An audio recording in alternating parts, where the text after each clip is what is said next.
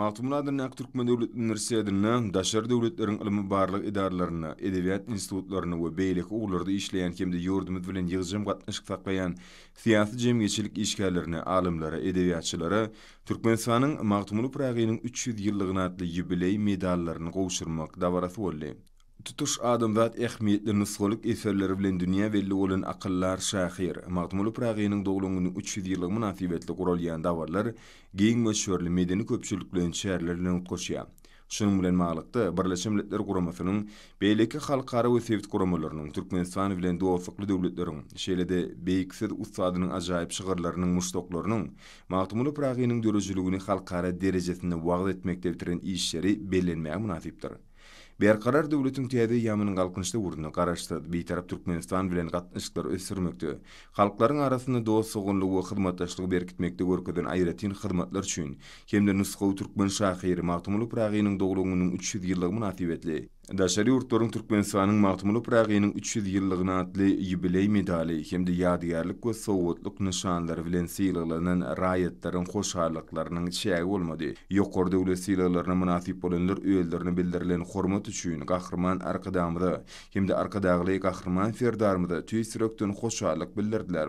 Şeýle olar özüniň insanperwer eserleri bilen halkara giňişligini uly abraýdan peýdalanýan Magtumly Pragynyň dörejiliginiň keme tarapdan açylyp görkezilmegi we dünýä nusgalyk eserleriniň giňden wagt edilmegi ugruna ähli tagralaryny gaýgyrmajakdyklaryny ananlardylar. Davranyň dowamyna bellenşi ýaly Magtumly Pragynyň eserleri çuň many mazmuny eýe bolup adamlary belent makfatlara, asyrly işlere we agdyberlige çagyrýar. Munyň özü insanperwerligiň, watan söýjülügiň belent nusgasy bolmak bilen beýiksiz ustadynyň şygyrlary ruh belentligiň, parakatçylygyň sinasyna uruly. Şunun bilen maglykda ýurdumyzyň dünýä döwletleri we halkara guramalary bilen medeni gatnaşyklaryny ösürmekde, medeniýetleri ýakynlaşdyrmakda we özara tejribe alşmakda görkezden aýratyn hyzmatlar üçin hemde akyllar şahyryň dogulunyň 300 ýyllygy münasibetli Türkmenistanyň Magtumly Pragynyň 300 ýyllygyna atly ýubiley medali münasip bolan daşary raýatlary ýokary döwlet sylagyny hoşarlyk duýgusy bilen kabul etdiler. Munyň özü Magtumly Pragynyň halklaryň arasynda dost soňly gatnaşyklaryny putulandyrmagy, parakatçylygy, agdyberligi berkitmäge we berkarar döwlet gurmagy bolan pek arzuwlarynyň amala aşanlygynyň nowatdaky suwutnamasyny uruly. Bellenşi ýaly häzirki döwürde türkmen halkynyň dünýä beren akyllar şahyry Magtumly Pragynyň dörejilik mirasy halkara giňişligine şuňur esasy öwrülmegine möhüm ähmiýet berilýär. Bu orta Türkmenistanyň ilim bilim ulgamyna halkara gatnaşyklarynyň ösdürilmegine giň ýol açýar. Şunun bilen maglykda Magtumly Pragynyň dörejilik mirasyny dünýäde wagt etmekde, halklaryň arasynda dost soňlugy ösdürmekde bitiren hyzmatlaryny nazara alyp, şeýle Magtumly Pragynyň dogulunyň 300 ýyllygy münasibetli daşary ýurtda raýatlaryny Türkmenistanyň Magtumly Pragynyň 300 ýyllygyna atly ýadygarlyk nyşany bilen sylamak dawarasy gurulýan şäherleriň derejesini belinde götürdi. Munyň özü türkmen halkynyň taryhyny dowamyny dördün insanperwer ýolgularynyň häzirki döwrüň ruhuna kwap derejede ösdürilýändiginiň nowatdaky suwutnamasy. Şunun bilen maglykda halkara hyzmatdaşlygynyň keme tarapdan giňeldilmegi, dünýä ýurtlarynyň belli alymlarynyň, edebiýatçylaryň we siýasy jemgyýetçilik işgärleriniň Türkmenistan bilen gatnaşyklar ösdürilmegi ugruna goşandy nazara alyp, olara döwlet sylaklarynyň gowşulmagy insanperwerligiň belent nusgasydyr. Ýokary döwlet sylaklaryna münasip bolanlar özlerine bildirilen beýik hormat üçin hormatly prezidentimizde we gahrman arkadamyda hoşarlyk bildirdiler. Men Abduldajan Amanturaýewich Ahmataliýew maňa Türkmenistanyň hormatly prezidenti tarapyndan Magtumly Pragynyň 300 ýyllyk atly medal gowşuruldy. Men muňa begenjimiň çägi ýok. Men 1982-nji ýylda Türkmenistana boldum. Men şonu Berdi Kerbebaýew, Kerim Gurbanepesow we beýleki köp ýazgy şahylar bilen tanışdym. Şonu Magtumly Prag hakyndaky köp maglumatlary eýe boldum. Şondan soňra men Magtumly Pragynyň belli Qırgız terjimeçiler tarapyndan terjime edilen şygyrlaryny okudum. Edil şol döwürlerde men universitetde türki döwletleriň edebiýatyndan tapak berýärdim. Şol maksat bilen men Magtumly Pragynyň dördöjölügüne değişli öňkü bilýän maglumatlarymy hasa baýlaşdyrdym. 1982-nji ýyllaky gelşimdäkiden Aşgabat şäkeri düýp götör ütgäpdir. Ýokary derejedäki özgörüşlere eýe bolupdyr. Men şu ýerde Türkmenistanyň milli liderine hemde hormatly prezidentina Aşgabat şäherindäki Magtumul Pragy medeniýetliğindäki Çingir Aýtmatowyň heykeli üçin köp sag bolsun aýdýan. Qırgız halky Magtumul Pragyny söýüp okuýar.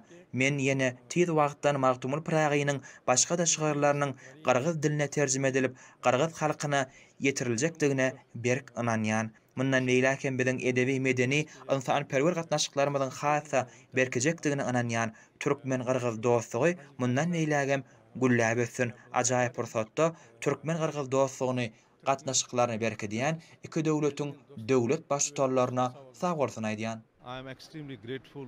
Men Nasim Ahmed Şah Azerbaycan Respublikasynyň Baku şäherindäki Nizamy Genjewi halkara merkeziniň geňeşçisi, Hindistan Respublikasynyň Kaşamy şäheriniň ýaşaýjysy. Men şu gün ömrümdäki iň bagtly günleriň birini ýaşaýan. Çünki bugün men ulu sylaga, ýagny Türkmenistanyň prezidentiniň Magtumul Pragynyň 300 ýyllyk atly medalyna munasip boldum. Türkmen halky beýik halk, beýik millet. Çünki Magtumul Pragy ýaly beýik şahsiýeti dünýä beren halk. Türkmen halky Magtumulsyna buýsanmana hakkydyr. Magtumul Pragynyň tutuş adamzady insan-perwerlige, halallyga, agdyberlige, paragatçylyga çagarýan ajaýyp şygyrlary ähli döwürlere siňenler. Geljek üçinem ölmez gitmezdir. Beýik halkyň beýik şahyrynyň biziň topraklarymyzda, ýagny Hindistana syýahat etmekligi onun şygyrlaryny görmek bolýar. Şonuň üçin Magtumul Pragynyň şygyrlary biziň halkymyzda da söýüp kalýar. Men şu ýerde türkmen halkynyň milli liderine hemde Türkmenistanyň hormatly prezidentina türkmen hindi medeni edebi gatnaşyklaryny, insan-perwer gatnaşyklaryny ösürmäge ul ünseriýetlik üçin köp sag bolsun aýdýan. Aşgabat şäheriniň Magtumul Pragy medeniýetliğine beýik hindi şahyry Rabindranath Tagore'ň heykeliniň açylmagy bizi diýsen begenlerdi. Men ulu sylaga munasip bolarlygym üçin Türkmenistanyň hormatly prezidentina köp sag bolsun aýdýan, mundan beýlegem türkmen hindi dostluk gatnaşyklarynyň hassa güllä besmegini arzu edýän. Men Ivan Golubnichi, Russiya Federasiýasynyň Moskovski literatur gazetiniň baş redaktory. Biz Aşgabat şäherine beýik türkmen şahyry we akyllar Magtumul Pragynyň doglan gününiň 300 ýyllygyny bellemek üçin geldik. Men Magtumul Pragynyň ençeme terjime edilmedik goşgularyny terjime etdim. Bu meniň üçin uly hormat. Türkmenistanda men diňe bir goşgy dinlemek, terjimelerimi okatmak bilen çäklenmän, gyzykly, owadan ajaýyp türkmen medeniýeti bilen tanışdym. Biz bu ýerde şeýlegem zähmet söýer dostluk adamlar bilen söhbetde şolluk. Bu wakalar Türkmenistan bilen Russiýanyň arasyndaky dostluk alamatlanýan ruhy we edebi gatnaşyklaryna hassa pogtalanýar diýip umyd edýärin. Türkmenistanyň hormatly prezidentine maňa bu dawaral çäre gatnaşmagy mümkinçilik döredendigi we Türkmenistanyň Magtumul Pragynyň 300 ýyllygyna atly ýübiley medali bilen syýlaglandygy üçin köp sag bolsun aýdýaryn. Sag bolun.